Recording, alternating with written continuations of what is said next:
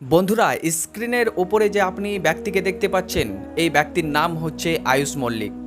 আজকের এই ভিডিওতে আমরা আলোচনা করব উত্তরপ্রদেশের শামেলি জেলার বহুল আলোচিত আয়ুষ মালিকের কেস সম্বন্ধে।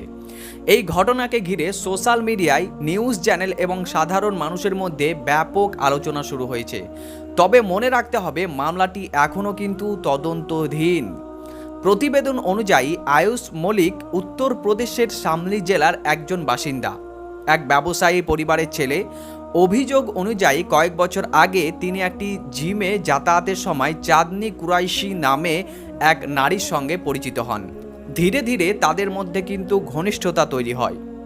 আয়ুষের বাবা দেবরাজ মল্লিক অভিযোগ করেন যে তার ছেলেকে প্রেমের সম্পর্কে মাধ্যমে প্রভাবিত করে ইসলাম ধর্ম গ্রহণ করতে কিন্তু বাধ্য করা হয়েছে। তিনি আরও দাবি করেন যে পরবর্তীতে দিল্লিতে নিয়ে গিয়ে নিকাহ সম্পন্ন করা হয় এবং পুরো ঘটনার পেছনে পারিবারিক সম্পত্তি দখলের একটি পরিকল্পনা ছিল। এই অভিযোগের ভিত্তিতেই পুলিশ মামলা দায়ের করে। পুলিশ জানায়, এই মামলা একাধিক ব্যক্তির নাম উঠে এসেছে। চাঁদনি কুরাইশি এবং তার বাবাকে গ্রেপ্তারও করা হয়েছে। এছাড়াও কয়েকজন ধর্মীয় ব্যক্তির ভূমিকাও তদন্তের আওতায় এসেছে। আদালত অভিযুক্তদের জামিনের আবেদনও খারিজ করেছে বলে বিভিন্ন সংবাদ মাধ্যমে প্রকাশিত হয়েছে। তবে ঘটনায় পরে নতুন মোড় আসে। আয়ুষ মালিক নিজে দাবি করেন যে তিনি সাম্প্রতিক সময়ে নয়, বরং বহু বছর ধরেই নিজের ইচ্ছায় ইসলাম ধর্ম গ্রহণ করেছিলেন। তার বক্তব্য অনুযায়ী তিনি প্রাপ্তবয়স্ক এবং নিজের সিদ্ধান্ত নিজেই নিয়েছেন। এমনকি তিনি বলেন, পারিবারিক কারণে এতদিন বিষয়টি প্রকাশ্যে তিনি আনেননি। এই বক্তব্য সামনে আসার পর মামলাটি নিয়ে জনমত দুই ভাগে বিভক্ত হয়ে যায়। এক পক্ষের দাবি এটি জোরপূর্বক ধর্মান্তরের ঘটনা এবং এর পেছনে বড় কোনো চক্র কাজ করতে পারে।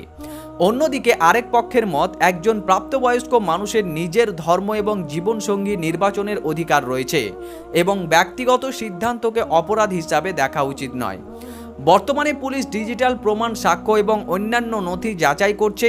তদন্ত শেষ হওয়ার পর প্রকৃত সত্য আদালতের মাধ্যমে স্পষ্ট হবে। তাই এই মুহূর্তে কোনো পক্ষকে সম্পূর্ণ দোষী বা নির্দোষ বলা কিন্তু ঠিক হবে না। এই ঘটনাটি আমাদের সামনে কয়েকটি গুরুত্বপূর্ণ প্রশ্ন কিন্তু তুলে ধরে। একজন প্রাপ্তবয়স্ক মানুষের ব্যক্তিগত স্বাধীনতার সীমা কোথায়?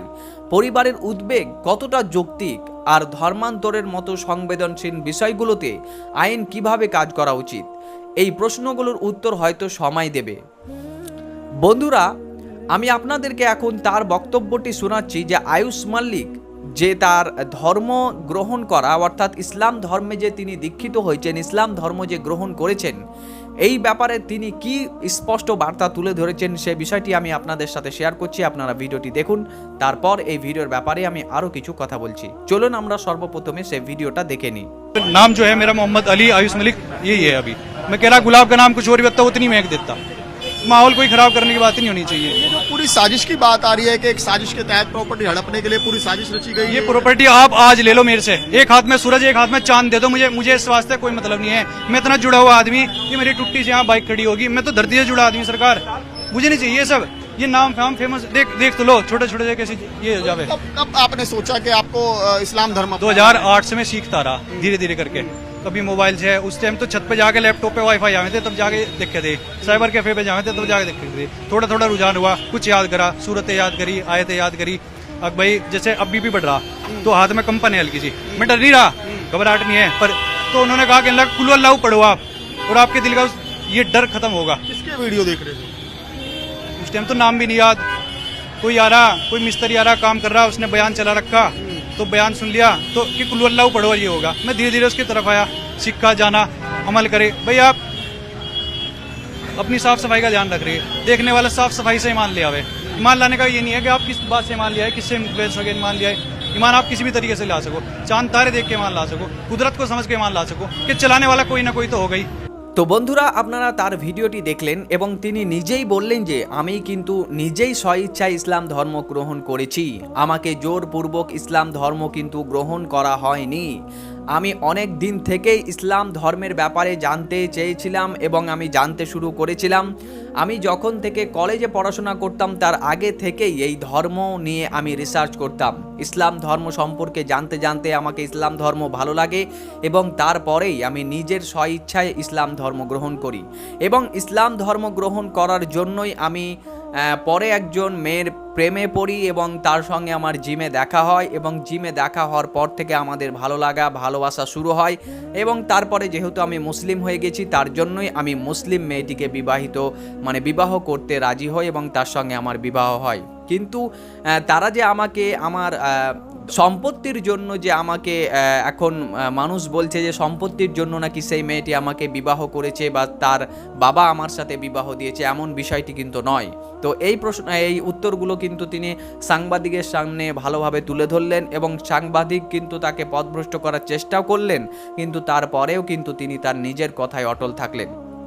সত্যি প্রিয় বন্ধুরা, ইসলামের এই নিয়ম শৃঙ্খলাকে দেখে আজ একে একে কিন্তু সকলে ইসলাম ধর্ম গ্রহণ করতে বাধ্য হচ্ছেন।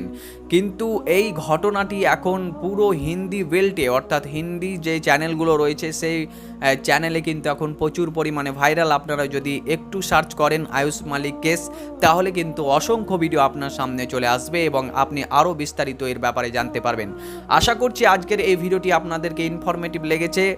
বর্তমানে দুনিয়াতে কি কি ঘটছে তা আপনাদের সামনে তুলে ধরলাম।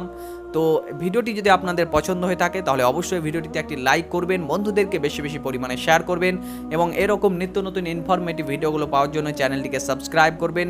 দেখা হবে আপনার সাথে পরবর্তী আরও একটি ভিডিওতে। ততক্ষণ পর্যন্ত ভালো থাকবেন, সুস্থ থাকবেন। আল্লাহ হাফেজ।